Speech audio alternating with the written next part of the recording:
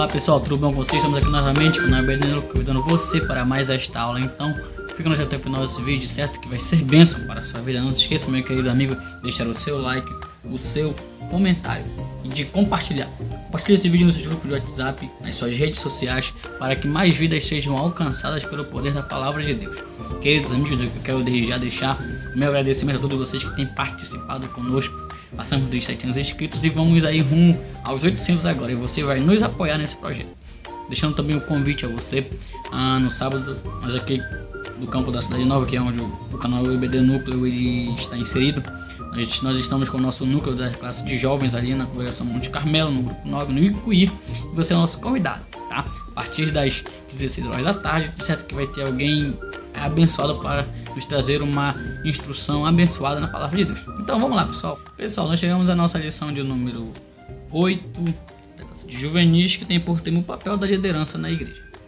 Olha, o nosso texto do dia, ele está em Colossenses capítulo 4, versículo 17, que diz assim, ó: atenta para o ministério que recebeste no Senhor, para que o cumpras.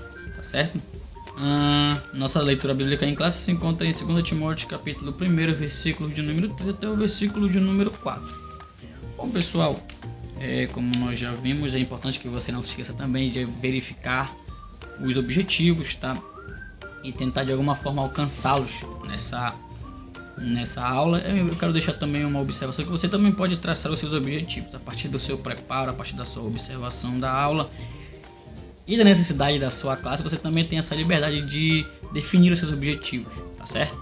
Como uma palavra introdutória, nós vamos falar sobre liderança. A importância da liderança ela é muito vigente, tanto nas escrituras, tanto na igreja como em qualquer segmento da sociedade.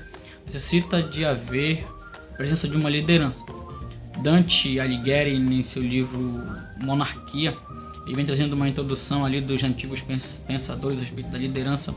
Quando ele cita Aristóteles, ele vem trazendo uma ideia de Aristóteles que diz que, embora tenha muitas pessoas desejosas de ir para o mesmo rumo, dificilmente elas conseguirão lá sem que uma dessas pessoas se levante para liderar as demais. Então, dentro da história em si, sempre tem a presença de uma liderança.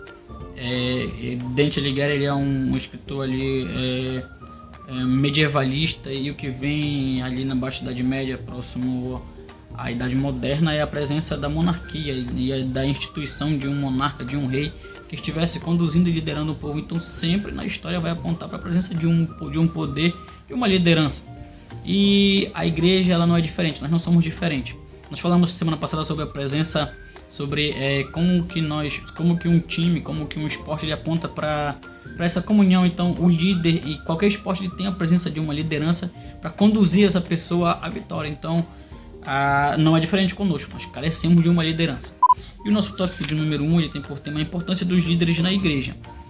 Jesus ele estabeleceu também a presença dos discípulos ali, né, os 12 apóstolos, e posteriormente os demais que Jesus ele envia, que Jesus ele prepara, nesse afã, nesse desejo de que a obra do Senhor aconteça, que almas sejam alcançadas, que a obra do Senhor avance. Então, para isso ele estabeleceu lideranças. A obra do Senhor nunca avança se não tiver organização, e dentro disso há liderança. Você precisa se lembrar disso.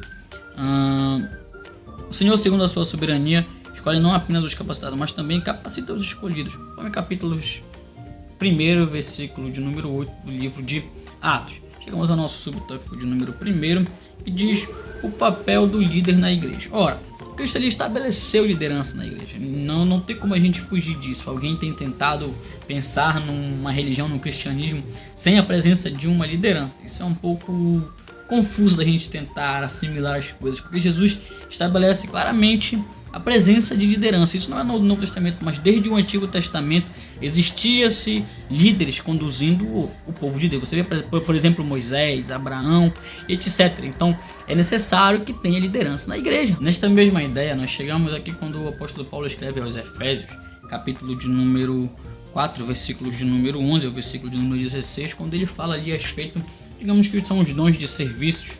Ele diz exatamente lá que ele mesmo deu uns para apóstolos, outros para profetas e outros para evangelistas. Ele vai seguindo, e ali ele diz assim, querendo o aperfeiçoamento dos santos para a obra do ministério e para a edificação do corpo de Cristo. Então, é necessário que haja a presença de lideranças, porque a finalidade disso seria exatamente o aperfeiçoamento dos santos, tá?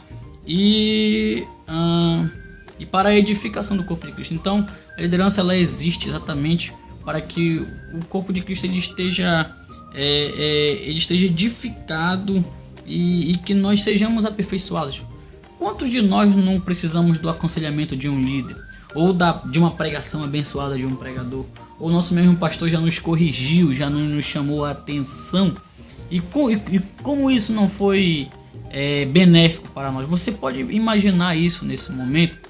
E a partir desse viés que nós percebemos a importância da liderança na igreja. É um pouco cômico a gente imaginar que existe um grupo de pessoas hoje em dia que se opõe à liderança, dito como os desigrejados. Eles acham que podem ser a igreja, mas não se opor à liderança nenhuma. É um pouco cômico, porque Jesus ele estabelece a presença de liderança para que nós sejamos edificados e nós avancemos como igreja. Então, você pode imaginar aí, às vezes, que você foi visitado por um líder, que você foi aconselhado, você foi instruído, corrigido, disciplinado, entendeu? O que é isso? A importância da igreja fazendo com que o corpo de Cristo ele seja aperfeiçoado, tá? 1.2 diz que a base de toda a liderança cristã é o próprio Deus, porque a Bíblia diz, conforme o capítulo 13, versículo 1 de Romanos, que toda a autoridade ela é instituída por Deus. Aí nosso autor ele diz que seja por vontade permissiva, né, ou vontade determinada, né? Jesus permite ou determina, mas as lideranças elas estão ali de alguma forma por vontade divina. É interessante que a gente acaba usando esse texto muito para as lideranças de fora da igreja e esquece que as nossas lideranças da igreja é Deus quem as põe, quem as permite e quem as determina. Então qualquer liderança que haja na igreja é determinada, instruída e orientada e ordenada por Deus. Gente, nós chegamos ao tópico de número 12, que tem por tema o perfil bíblico de uma liderança cristã. Bom, eu já te falei que é Deus quem institui a liderança. Eu já te falei da importância dela para que a igreja avance e que Jesus mesmo definiu líderes e que a Bíblia ela aponta para sempre a presença de um líder. Mas em que se baseia essa liderança? A primeira ideia que se baseia a liderança, conforme a nossa revista, é exatamente o amor de Deus, tá? Nenhum líder ele faz a obra do Senhor por pressão ou por obrigação, mas ele deve fazer tendo em vista o amor de Deus. E esse amor ele foi tão presente na pessoa de Cristo que o próprio Cristo ele entregou a sua vida por amor a essas ovelhas. Então qualquer liderança ela deve ser solidificada em primeiro lugar no amor de Deus. Mas vamos também ir encontrando algumas coisas, tá? E também nesse amor e no relacionamento íntimo que esse líder ele deve ter com o nosso Jesus Cristo. Conforme o capítulo 5, 23, porque diz que Jesus ele é o cabeça da igreja. Então o líder, a cabeça ela sabe, ela determina o que o corpo deve fazer. Então o líder ele deve ter esse contato com Jesus para que assim ele possa saber as necessidades da igreja, a necessidade do seu rebanho, dos seus liderados e etc. Então entrando nisso nós encontramos algumas características, algumas qualificações, digamos assim, e que esse líder ele deve ter para que seja um bom líder, que conduza um rebanho, né? Conforme a nossa revista, ele deixou aqui algumas, nós vamos citar: competência técnica, espírito de decisão, inteligência, conhecimento, sabedoria, etc. Você sabe aquele momento que o líder tem que tomar aquela decisão que a gente não consegue saber? Pois é, o líder ele tem que ter a ideia de tomar essa decisão correta. E aí nós entendemos que às vezes nós não conseguimos por nós só. Por isso que Cristo ele nos capacita a sermos bom líder. E capacita você, meu querido aluno, meu querido professor, para que você seja um bom líder e sirva a quem ele está te colocando para servir. Mas analisando as escrituras, nós vamos encontrar uma definição, uma característica bem mais enfática, que é o autogerenciamento. Você vai repetir nessa classe, viu? O autogerenciamento. O líder ele tem que ser alguém autogerenciado, autocontrolado, que tenha o controle na sua vida, né? O líder ele tem que saber por que isso? Porque a Bíblia ela fala sobre aquele que não consegue governar a sua casa, ele não está apto para fazer na obra do Senhor. E é interessante que isso também tem a ideia de gerenciarmos a nossa vida. Nós temos que ter horário de estudar, horário de praticar exercício, horário de atender a nossa família, horário para nós mesmos, entendeu? Então isso tudo é importante. Se o líder consegue se autogerenciar bem, logicamente ele vai conseguir fazer uma boa gerência na obra do Senhor. O que acontece é que nós temos visto pessoas, líderes, que não são cuidadosos consigo mesmo e dificilmente vão conseguir ser cuidadosos com o rebanho do Senhor Jesus. Então, eu já te falei sobre gerenciar a casa, está lá em 1 Timóteo capítulo 3, versículo 5, que quem não faz isso não está apto, irmãos. Né? Não adianta a gente querer cuidar do rebanho do Senhor com uma família destruída.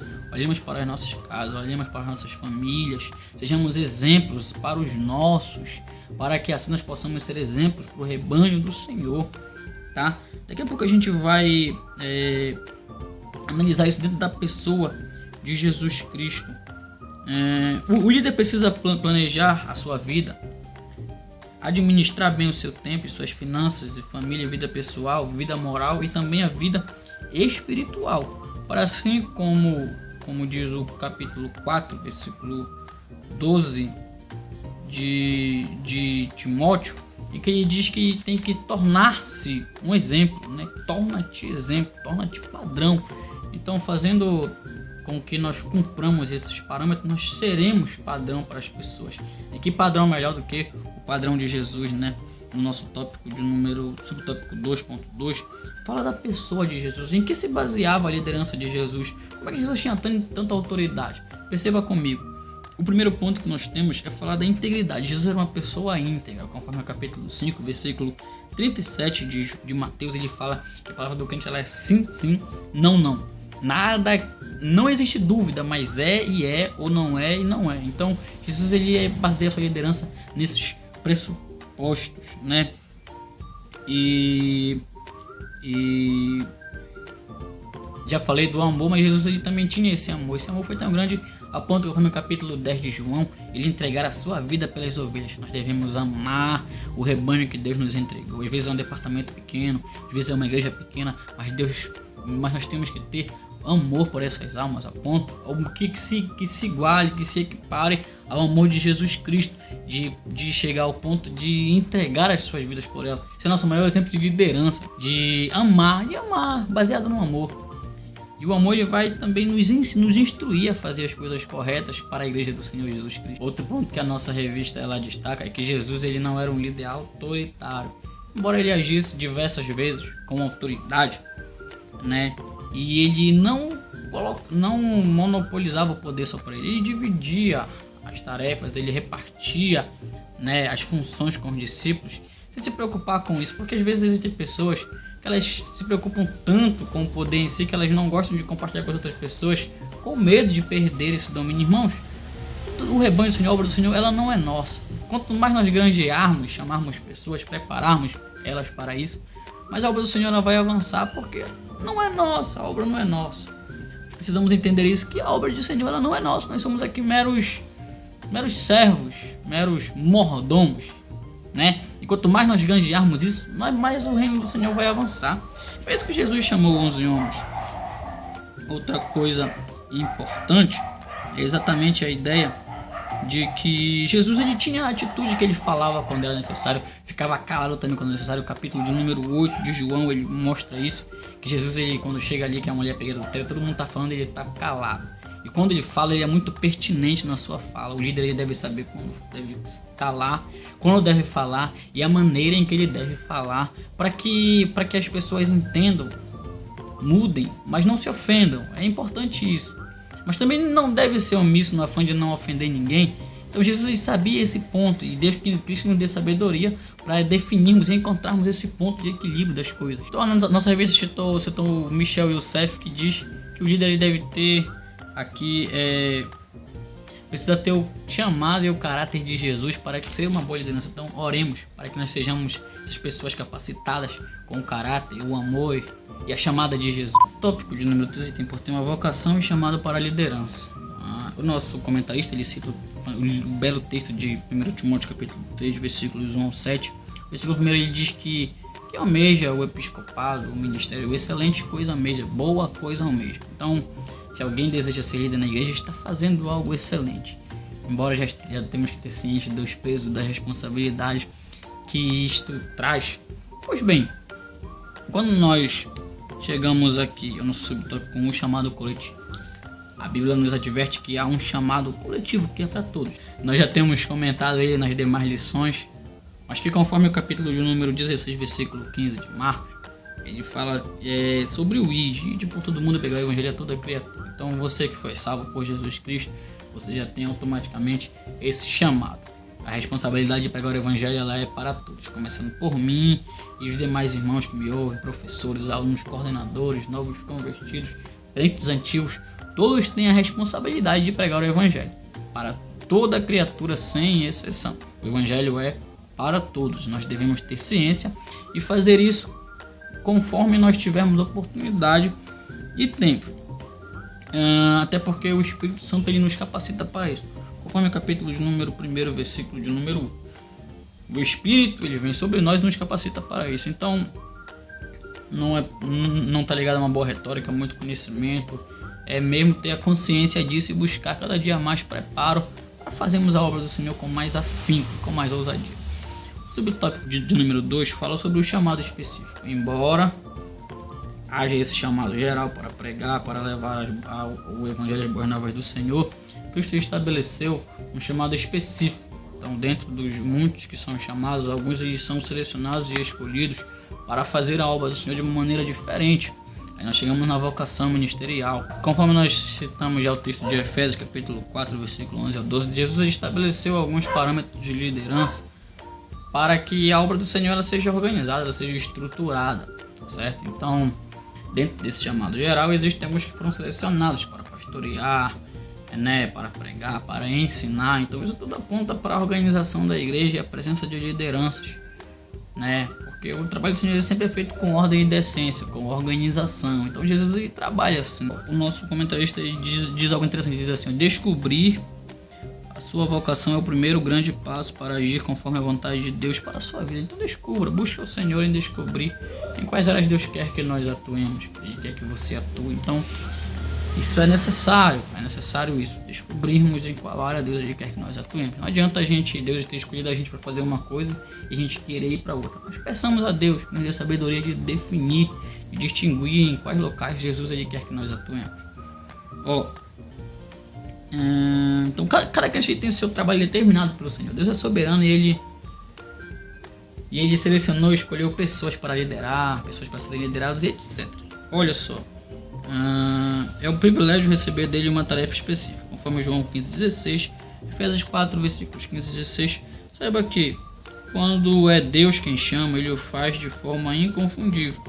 Então existem alguns exemplos, quando Deus chama Abraão, Deus chama Moisés, chama Samuel, todos têm um chamado específico para algo específico. Então busquemos entender em que momento Deus nos chamou e para que Ele nos chamou, qual tarefa Ele deseja que nós realizemos, certo?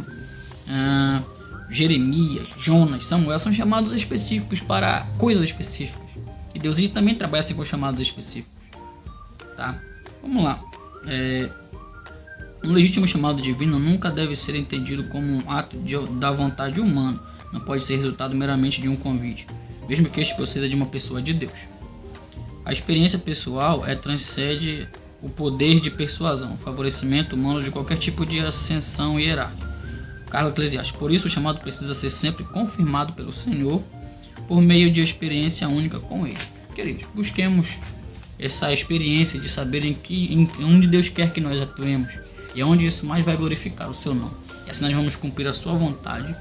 E Deus vai ser honrado por isso, porque a obra do Senhor vai estar organizada e vai estar pronta para avançar nas devidas proporções para o local correto. Mas entenda isso, que Deus estabeleceu lideranças e liderados. Deus estabeleceu missões coletivas, individuais para pessoas. Você e eu somos elas. Então, busquemos ao Senhor, viu? Eu quero concluir essa aula dizendo: busque ao Senhor. Busque ao Senhor e entregue-se a Ele para entenderem aonde que o Senhor quer que nós atuemos e aonde o Senhor vai se glorificar através das nossas vidas. Bom, pessoal, essa foi a nossa aula de hoje. Muito obrigado a você que nos acompanhou. Que Deus abençoe a todos e lembre-se, núcleo priorizando a palavra.